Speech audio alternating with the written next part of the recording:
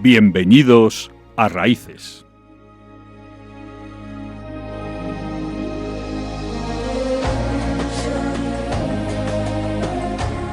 El podcast del curso sobre la Biblia del Instituto de Humanidades Ángel Ayala y del Instituto Bíblico Oriental de León.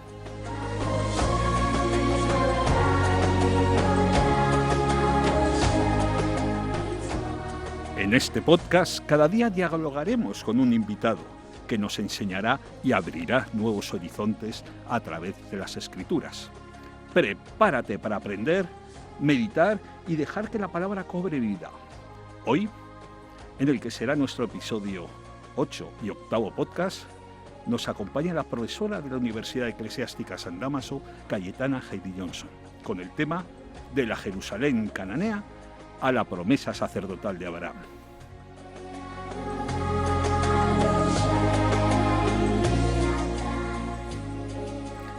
Muy buenas, Cayetana, ¿cómo estás? Muchísimas gracias por estar con vosotros en esta universidad tan digna. Bueno, ¿qué tal ha ido la sesión? ¿Qué te ha parecido? Bueno, fantástica, porque además es viajar en el tiempo, estar visualizando lo que hago todos los años ahí como arqueóloga, y es fascinante poder compartirlo, sobre todo con vosotros. Bueno, de hecho, digamos, yo casi no concibo un curso de tema bíblico interdisciplinar como este tipo de cursos sin ti. En el sentido que la gran cosa que tienes es que eres una arqueóloga en ejercicio que estás cavando actualmente en Israel y además no solo en Israel, sino en el núcleo de todo, Jerusalén. Por tanto, es absolutamente necesaria tu presencia y desde la Universidad CEU San Pablo y el Instituto de Humanidades Ángel Ayala y el Instituto Bíblico Oriental, muchísimas gracias. Sí, no, de verdad, reitero mi agradecimiento a todos vosotros, y por algo tenemos como logo en la ciudad de David, donde estoy excavando en Jerusalén, y todo lo que implica la ciudad santa de Jerusalén, decimos en inglés, where it all began, ¿no? Donde todo comenzó. Absolutamente correcto, desde mi punto de vista, por lo menos. Bien, voy a empezar. Bueno, te podrías presentar, por cierto, que yo creo que casi es mejor que te presentes tú misma. Bueno, pues por mi perfil y formación académica, soy licenciada en Ciencias Políticas, también licenciada en Estudios Hebreos y Arameos y de diversas etapas históricas, que también incluye la arqueología bíblica, luego diplomada en Lenguas y Culturas del Mediterráneo Antiguo, doctorada también por arqueología, y bueno, pues estoy impartiendo hebreo bíblico, arameo, literatura judía rabínica, cultura judía en general en la Universidad Eclesiástica de San Dámaso, y también Historia de Occidente en la Universidad Francisco de Vitoria, y colaboradora dicharachera de todos vosotros cuando corresponde. Bien, ojalá que por mucho tiempo. Claro que sí. Cuéntanos, lo que hoy nos has dicho es que desde hace 2 años han aparecido una serie de estructuras y artefactos que nos pueden ayudar a entender mucho mejor la Jerusalén de época cananea, es decir, la Jerusalén que aparece de refilón, digamos, en el Génesis, con el encuentro de Abraham y Melquisedec, ¿no? Sí, y además son hallazgos extraordinarios, puesto que sabemos que arqueológicamente hablando, todo lo que sea anterior al primer milenio, antes de era cristiana, pues es etapa histórica árida, difícil, porque se ha ido construyendo sucesivamente por encima de estos niveles, digamos, de la era del bronce, ¿no? En toda su extensión, y por eso pues se hace a veces muy complicado poder trazar toda esta época previa. Para la Jerusalén cananea, ¿no?, que estamos trabajando, y particularmente en el periodo de Abraham, pues es algo esencial los hallazgos que tenemos en Jerusalén, precisamente por la exposición de este santuario de Melquisedec, que este rey justo que reconoció sacerdotalmente también al patriarca Abraham en una relación extraordinaria de paz y de bondad mutua, que preconfigura lo que va a ser la futura capital de la monarquía de David y Salomón. ¿Cómo describirías tú este santuario? Pues típico santuario cananeo, que además suele trabajarse sobre la roca madre. No son edificios estructuralmente hablando de muros y de suelos encofrados a propósito de grandes lajas o mármoles, ¿no? Simplemente la tradición cananea religiosa le gusta utilizar el terreno natural, porque considera que también es la forma de digamos, de interpretar y de conectarse con lo sagrado. Y este lugar, este santuario, en una ciudad también pequeñísima para lo que es la época que corresponde, ¿no? Que no llegaba pues a ser como la mitad de un campo de fútbol aproximadamente, por dar una referencia, pues tenemos en esta zona sur, muy cerquita de lo que es el manantial de Gijón, ¿no? Ese sumidero, ¿no? Formal de agua de reserva de la ciudad, y ahí es donde tenemos este santuario de culto al aire libre, no es un espacio cerrado en el sentido estricto, tallado en roca madre, donde tenemos diversas dependencias, donde hay una matzebá o un betilo, ¿no? Que tanto defenestraban los profetas acerca de las idolatrías de Israel. También tenemos lugares donde se hacía el sacrificio cruento de alguna criatura, de algún animalito. Tenemos un lagar de prensado de aceite, y ahora también estamos descubriendo pues uno equivalente de vino particularmente, ¿no? Pero luego tenemos alrededor diversas cuestiones, ¿no? De cultura material de la época que nos revelan también la importancia de este santuario. Bueno, me van a disculpar los oyentes, pero me voy a meter un poco más en profundidad. La estructura de este santuario tiene poco que ver con los futuros de la Edad de Hierro, ¿no? Los de estos, el Jekal, el Olam y el Sancta Sanctorum. Eso es. Luego sí, tenemos un modelo de estructuras, de mégaron, ¿no? Según la terminología utilizada habitualmente, de un edificio exento de 4 paredes, una planta rectangular que tiene un pórtico, luego tiene pues la sala central, el ejal, y luego pues el lugar de los santos, ¿no? O el Santísimo, ¿no? En cambio, en este contexto cananeo, pues sí que observamos pues un aspecto, digamos, más temprano, más primitivo, si se quiere, no primitivo en un sentido negativo, simplemente es adecuarse a lo que es el terreno para tener este santuario que está mirando hacia el oriente, que también es una cuestión importante en las religiones próximo orientales, porque lo primero que va a ver este santuario son los primeros rayos de sol que emergen desde el oriente, y eso ya es un punto de santificación y de sagrado importante en los santuarios cananeos, pero no obedece ciertamente, como bien dices, Hipólito, a ninguna planta, digamos, estructurada de un santuario como tenemos o estamos acostumbrados en otras épocas. Bueno, de todas formas, esta estructura que hemos dicho es realmente posterior, porque por ahora que habéis fechado el templo, bronce medio. Bronce medio, sí. A grosso modo. Eso es, sí, coincide, pues eso, 1800 son las fechas redondas que se suele dar, y sí que se corresponde, ¿no? Con estos aspectos más tempranos de un espacio litúrgico, cúltico, ritual. Hay un sacerdocio, y Melquisedec además es rey sacerdote al mismo tiempo, es decir, que confluyen todas estas cuestiones cananeas, y para lo difícil que es encontrar yacimientos cananeos y con estas instalaciones, esto también es un hito extraordinario, puesto que es algo que escasea desafortunadamente en nuestra arqueología de la era de bronce. Y atención, porque esto no lo vamos a encontrar en ningún manual de arqueología bíblica, porque es absolutamente reciente, de hace 2 años. Eso es, hace 2 años que empezó a exponerse esto, y apareció, aunque sabíamos de cuestiones y puedes intuir, porque también el arqueólogo se mueve con este olfato, ¿no?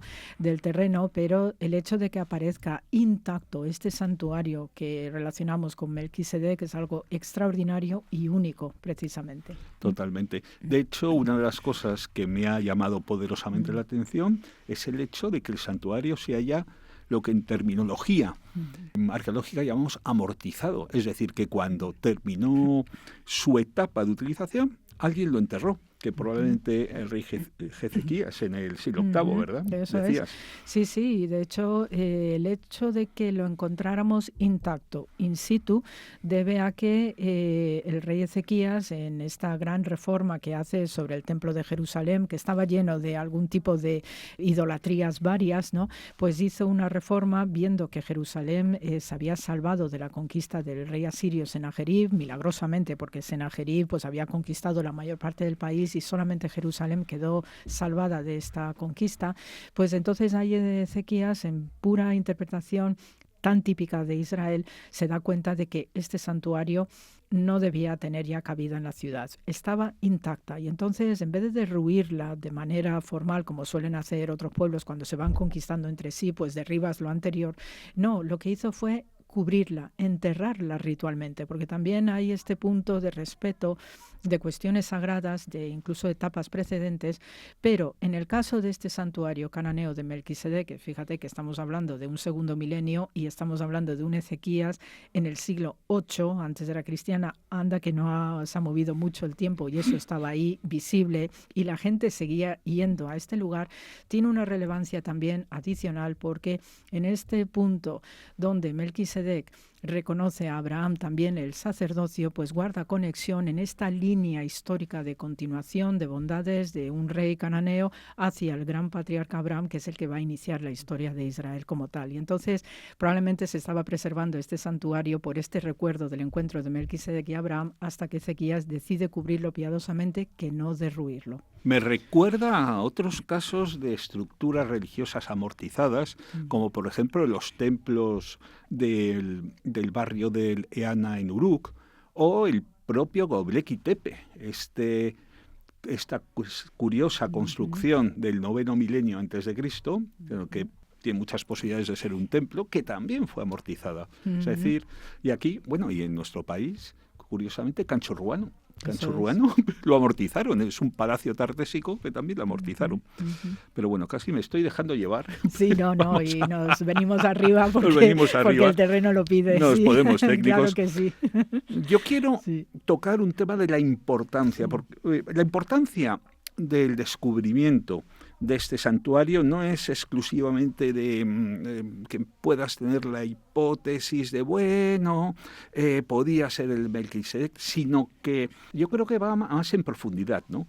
Porque durante ciertas décadas del siglo pasado se ha dudado mucho de que muchas de las referencias históricas de la Biblia sean ciertas, especialmente Génesis e incluso nuestro amigo Wittgenstein llegó a decir que David, Saúl y Salomón eran figuras ficticias, y lo tempora. Sí, nosotros tenemos cada vez más claro que no podemos hablar de los protagonistas bíblicos como mitos, sino como realidades históricas.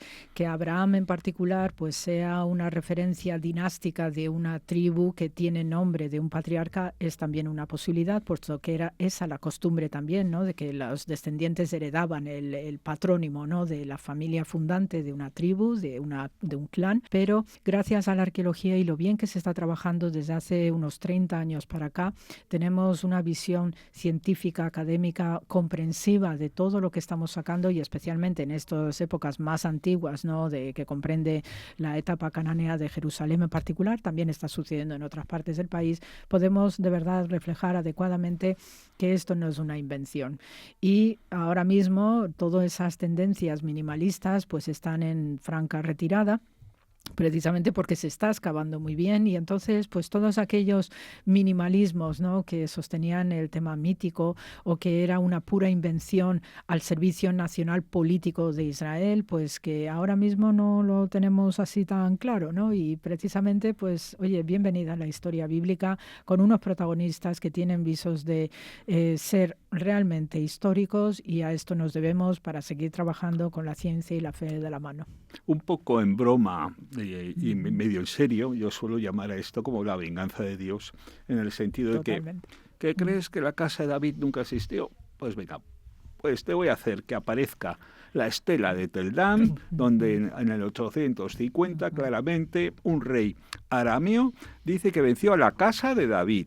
Vaya, pues si no existió, etcétera. Sí, y cada vez están apareciendo más cosas.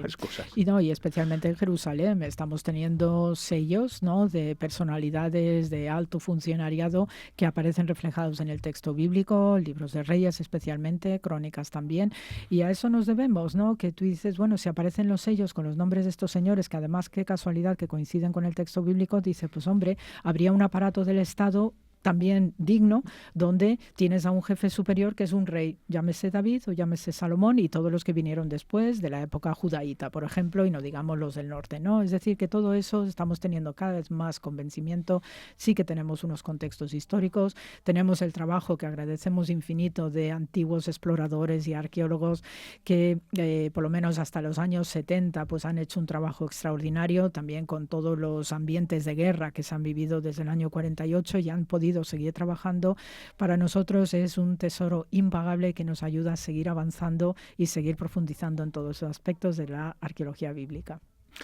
Pues esperemos que por mucho tiempo, y la verdad es que de un tema relativamente árido, en los años 80 y 90 ahora está emocionante, porque últimamente cada vez que vuelves una piedra en Israel, pues te aparece algún tema novedoso respecto al asunto bíblico en general. Sí, es eso, Hipólito. Y de hecho, y mira que a veces, sobre todo cuando se trabaja en Jerusalén, al ser arqueología urbana, pues vamos un poco también a tientas, ¿no? Que aunque nos guiemos por informes precedentes y de hace, yo qué sé, de los años 60 o 50, pero no deja de ser que a veces vamos a ciegas y al final siempre encontramos la solución, ¿no? Y encontramos alguna evidencia. Trabajamos también maravillosamente bien con el Instituto Weizmann, que aplica los protocolos de la microbiología a la microarqueología y entonces va arañando moléculas de las piezas de cerámica, va también tomando muestras del terreno y tenemos una cronología espectacular, más el trabajo que también llevamos utilizando desde hace un tiempo, los estudios electromagnéticos del eje de la Tierra.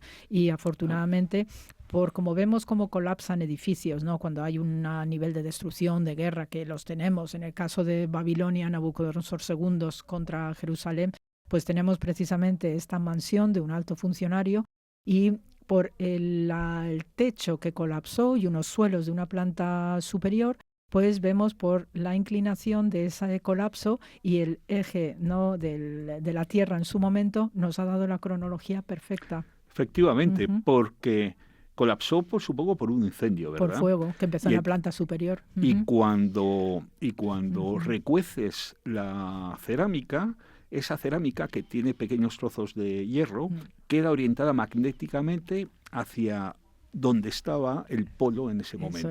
Eso es, Hipólito, eso es. Bien, recuerdo a mis alumnos, si alguno oye esto, que la parte de datación le puede caer. Sí. Vale, tenemos pregunta ya de examen. Claramente. Claro que sí. Déjame irme más para atrás, pero entre comillas. Sí. ¿Cómo empezaste a interesarte con la arqueología bíblica? Pues por la curiosidad también, ¿no? De cada vez que leía texto bíblico, más este cine maravilloso que nos dejó los años 50 y 60 de puro cine bíblico que hemos tenido, ¿no? Las grandes producciones de Hollywood como Ben-Hur, etcétera, o Quo Vadis, ¿no? Pues siempre tenía esa curiosidad que había detrás de toda esa historia sagrada, qué eran cada uno de los personajes bíblicos, los contextos, las costumbres, etcétera, y ir así poco a poco haciéndote la pregunta, ¿no? Y entonces, pues, es como en otros campos uno pregunta detrás de los emperadores que hay y te pones a leer los 12 Césares de Suetonio y cosas por el estilo. Pues bueno, vamos a leer Biblia, ¿no? Y bueno, pues se une la devoción, la pasión también por lo que hacemos y esta pregunta constante, ¿no? Y ya pues el tiempo me fue colocando de manera providencial, nunca dejaré de agradecer a Dios por todas esas experiencias que vivo y de tener esta bendición de estar haciendo lo que hago, que va expandiéndose en diversos yacimientos y diversas etapas históricas. Y al final, pues, puedo decir abiertamente, ¿no?, que es una profesión fantástica y que efectivamente que la Biblia tiene razón. Entonces, según veo, este no es solo tu trabajo, en el fondo es tu vida, ¿no? Es vida total, es vida total.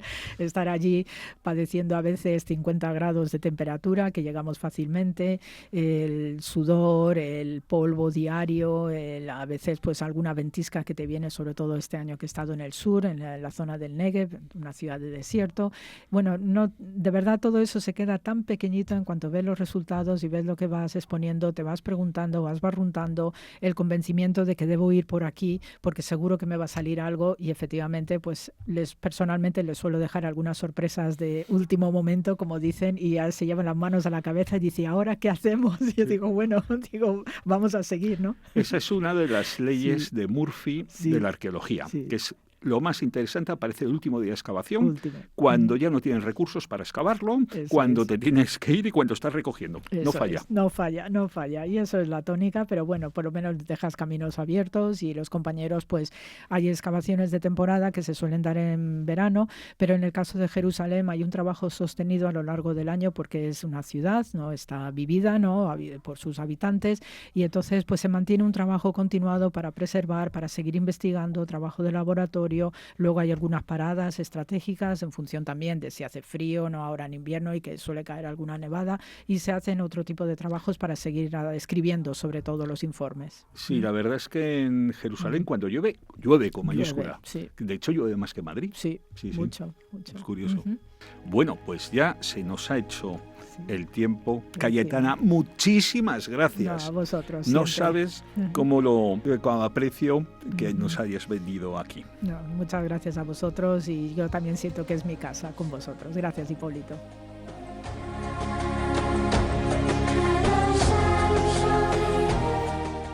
Este ha sido el 8º episodio de 11. El próximo día nos acompañará el profesor de la Universidad Complutense, David Villar Vegas, con el tema La formación del Génesis.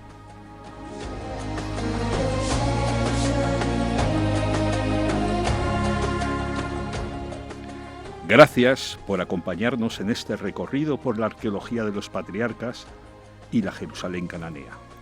Esto fue Raíces. Te esperamos en el próximo.